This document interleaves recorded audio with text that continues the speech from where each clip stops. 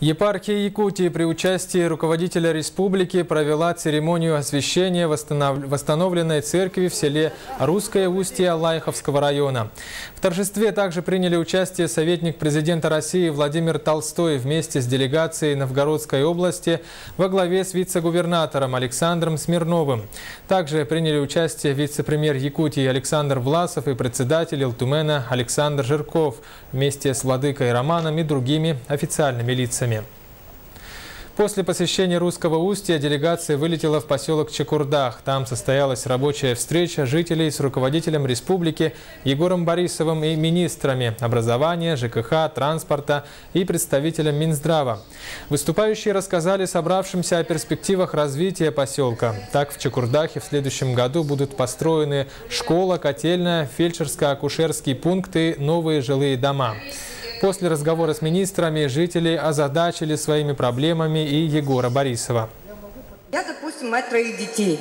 Я с ними борюсь о детской площадке.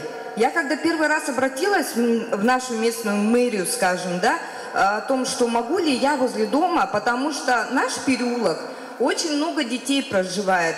Детских площадок в Чекурдахе нет, а какие были, все снесли. Я тоже не люблю, когда детских площадок нет.